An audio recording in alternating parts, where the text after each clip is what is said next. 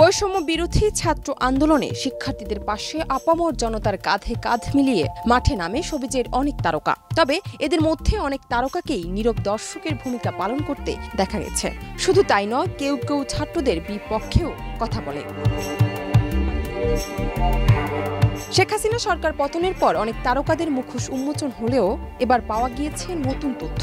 সামাজিক যোগাযোগ মাধ্যমে ভাইরাল হওয়া কিছু স্ক্রিনশটে দেখা গেছে আন্দোলনে ছাত্রদের উপর গরম পানি ঢেলে দিতে বলেছিলেন শোবিজেরই কয়েকজন অভিনেত্রী।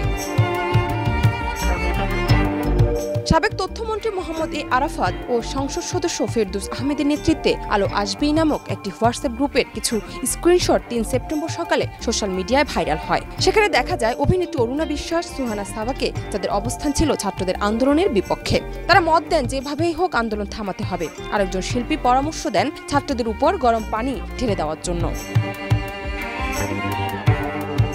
সেই গ্রুপের সাবেক তথ্যমন্ত্রী এ আরাফাত ও সংসদ সদস্য ফেরদৌস সহ ছিলেন অভিনেত্রী শামীমা তুষ্টি, চিত্রনায়ক রিয়াজ, সাজু খাদেম সহ অনেকেই। তবে প্রকাশিত স্ক্রিনশটে সক্রিয় ছিলেন অভিনেত্রী তানভিন সুইটি, সুহানা সাবা, অরুণা বিশ্বাস সহ কয়েকজন। বিষয়টি নিয়ে ইতিমধ্যে সামাজিক যোগাযোগ মাধ্যমে ঝড় উঠেছে। এই গ্রুপে নির্মাতা মোস্তফা সরওয়ার ফারুকীকে নিয়েও কথা বলা হয়। ফলে ফারুকী বিষয়টি স্বাভাবিকভাবে নেননি। এটিকে মানবতা বিরোধী আখ্যা দিয়ে তিনি সরকারের দৃষ্টি আকর্ষণ করে সামাজিক মাধ্যমে এর বিচার চেয়েছেন। জান্নাত নিপু, দেশ রূপান্তর।